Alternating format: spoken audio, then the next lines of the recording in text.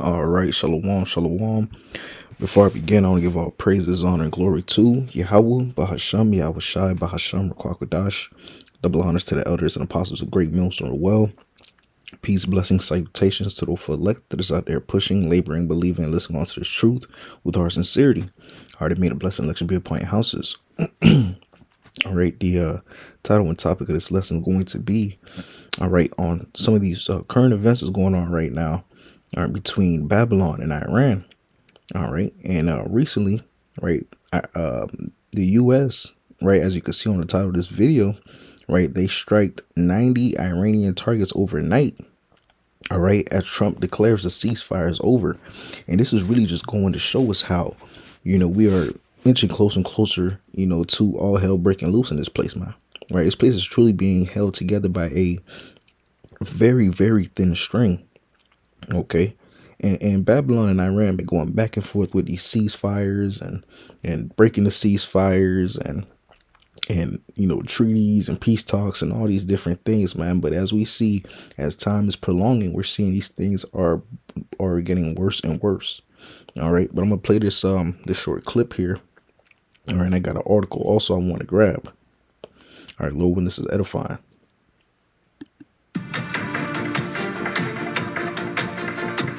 5:33 now. More U.S. strikes in the Middle East after President Trump seemed to declare that the ceasefire with Iran over yesterday. U.S. Central Command said it hit dozens of Iranian targets. Yeah, and the strikes come days after Iran attacked 3 ships in the Strait of Hormuz. President Trump issued a warning to Iran that if they hit a vessel again, quote, it will get much worse.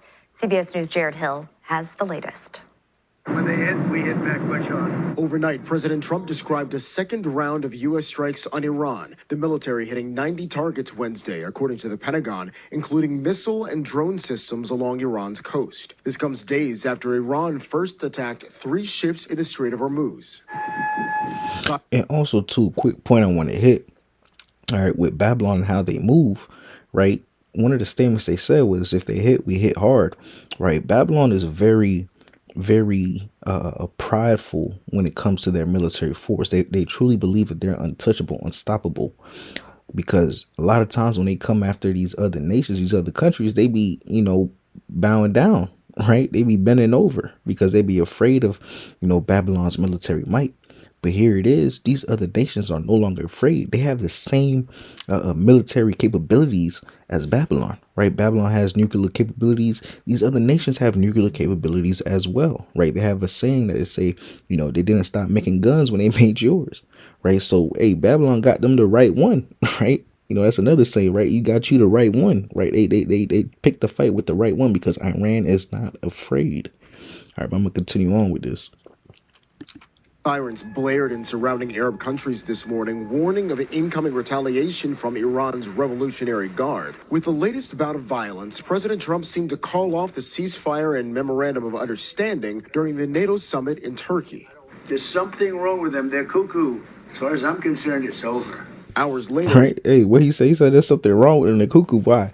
Because they're used to these other nations bending over, right? They're used to these other nations just, waving the white flag, right?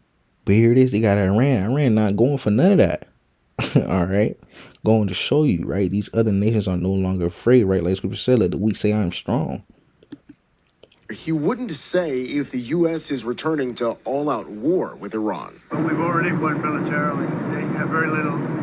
They have very little left, and they want to make a deal so badly. Iran's top negotiator posted on social media, America still hasn't learned that bullying and breaking promises are no longer cost-free, adding the Strait of Hormuz will only open with Iranian arrangements, not American threats. The new strikes sparked... Another thing, too, showing you, these nations are not afraid of Babylon, man. All right? Years ago, decades ago, this would even be a thing. These nations used to be afraid of Babylon, but they're no longer afraid, right? It says American threats ain't gonna move us, man. Right? They ready to go to war about what they want to stand on. Marked a spike in global oil prices Wednesday, raising anxiety for people at home like this landscaper. To give a set price in the beginning of the season and then your gas prices jack up, it causes a lot of problems. To combat the spike, the Trump administration is touting the first Freedom Fuel station in Philadelphia, a private company selling gas below market value by reducing its profits. Jared Hill, CBS News. The U.S. and Iran had paused negotiations this past week for the 6-day funeral procession of the country's former supreme leader, who was killed by U.S. and Israeli strikes on the first day of the war. The Ayatollah will be buried today in his hometown of Iran. Right, and that's the clip right there. But hey, you know, that just goes to show you, right? These nations are not afraid anymore, man. Right, you seeing these gas prices gonna start jacking up again? Shit, it would behoove you, all right, to, you know, fill up your If you tank. sit on the toilet, bear down, and barely anything comes out. You don't have constipation. It would behoove you, right, to fill up your tank before it's too late, right? As a matter of fact, before I even get into this article, let me get a couple scriptures here. All right, because ultimately all this is leading to what? To major war. This is Isaiah 9:5. For every battle of the warrior is with confused noise and garments rolled in blood. Right, because all the previous wars was what they had, the trench warfares, the close combat wars, right? You know, having those those guns that they had with the knives on the front. You know, it was straight up anarchy, right? But let's continue on. It says what? But this shall be with burning and fuel of fire. Going to show us that what this next major war is going to be, you know, through those missiles, man, through those ICBMs, those nuclear missiles. All right, and we already seen, you know, glimpses of that already happening with these different missile strikes that's been happening, you know, predominantly in the Middle East area. Right, get another one also. Right, this is Sirach or Ecclesiasticus, the 12th chapter, verse 16, and it reads, "An enemy speaketh sweetly with his lips, but in his heart he imagined how to throw thee into a pit. He will weep with his eyes, but if he find opportunity, he would not be satisfied with blood." Right, these devils are bloodthirsty. They're not satisfied with blood. Right, I heard this, you know, when I was a child growing up. You know, I heard this you know, from an individual, and it stuck with me to this age that I am now, because it's true, right? You know, and this individual said that when you look at, you know, America, when you look at Babylon America compared to these other nations, they always have to be at war, right? There's never a point in time where they don't have an enemy, where they don't have a nation that they're trying to invade, where they're not at war. All right, why is that? Because they're bloodthirsty, man. They're trying to, you know, rape, rob, and murder everybody, man. It's within them. All right. They're truly bloodthirsty animals. Okay. Let me go back to this real quick. This is an article from the End Time Headlines. Right. It titles U.S. braces for prolonged Iran escalation. Right. I'm gonna read a little bit on this. Right, and it reads, according to a report from Channel 12, citing U.S. officials, the White House is preparing for what could become a drawn-out escalation in the conflict with Iran. President Donald Trump is set to meet with senior advisors and national security officials in the Oval Office to chart Washington's next moves amid ongoing tensions. Going to show you that they already know that this thing is about to pop off in this place, man. That's why they're having their meetings to prepare. Right, all these nations already know what time it is, man. It's just these Babylonians that's asleep, you know, that's not paying attention to the times that we're living in, man. Right, they're worrying about partying and bullshit, man.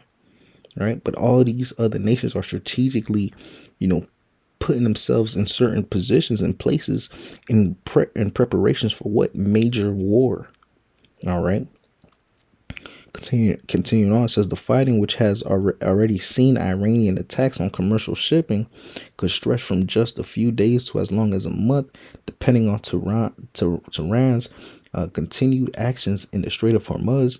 A U.S. official conveyed the administration's resolve in stark terms: "We're going to slap them a bit so they understand we're not fucking around." Right, and that's the thing, man.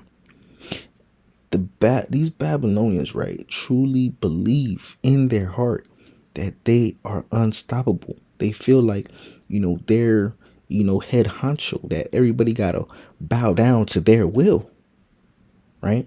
But again, like I say, they got that saying, they chose the right one, right? They chose Iran, right?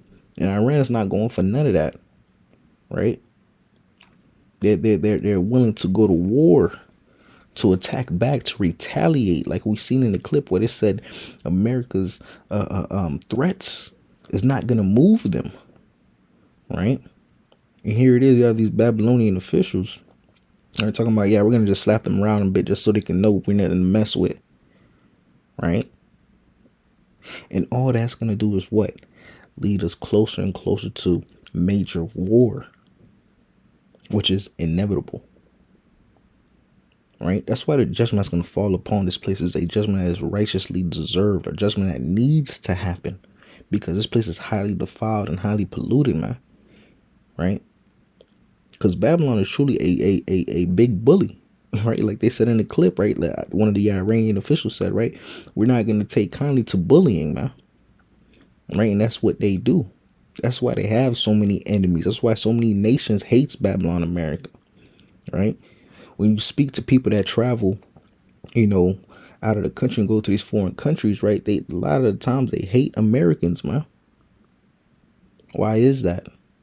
Nobody seems to sit back and bat an eye or wonder or ponder on that, right? And get this in Habakkuk, the second chapter, verse 5, and reads, yeah, also because he transgresseth by wine, he is a proud man, neither keepeth at home, right? These devils, have to go to every nation they land or they step their foot in. They gotta, plant a U.S. flag, put an embassy, put a couple military bases, start trying to push their philosophy. They're truly a cancer on the planet Earth. Anywhere they go, they try to spread. All right. And by them doing that, they're creating more and more enemies. All right. Continuing on, it says, who enlargeth his desire as hell, and is as death, and cannot be satisfied, but gathered unto him all nations, and heapeth unto him all people. Right? These devils, they can't be satisfied, man. Right? It's like that greed, man. The more they get, the more they want.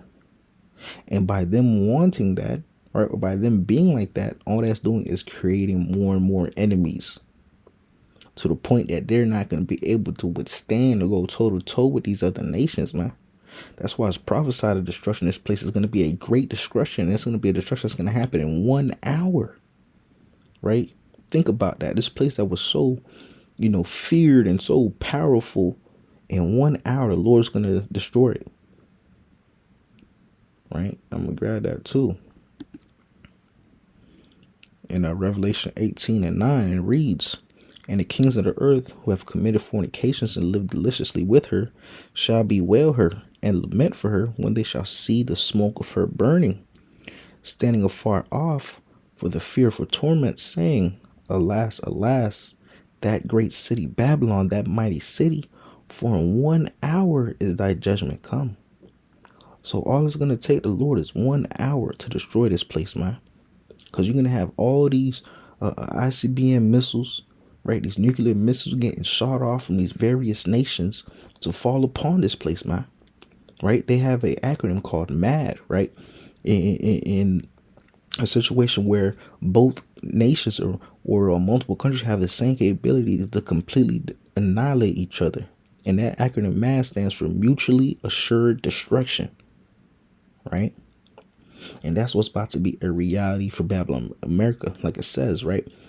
This place shall never, ever be inhabited again, right? Only the doleful creatures, the satires, right? It's gonna look like a burnt scab on the planet Earth, and we see why. We see how it's moving closer and closer towards that time. So this is a time more than ever to truly, repent and seek Yahweh B'Shem Al-Shai, get right with it a little before it's too late. Enter into the spiritual ark before those doors close, man. Before that final judgment falls upon Babylon America, because we're gonna need that hedge of protection. We're gonna need salvation, all right. And we're gonna need the Lord's mercy in these final days. All right. But hey, I'm going to close it out with that. Lord willing, this was edifying to the elect of Israel. I want to give all praises, honor, and glory to Yahweh, Bahasham, Yahweh Shai, Bahasham, Ruach that belongs to the elders and apostles of Great Millstone well. Peace, blessings, salutations to the elect that is out there pushing, laboring, believing, listening onto this truth with heart sincerity. Until next time, Shalom, in a ball, Kwame Sharala, Shalom.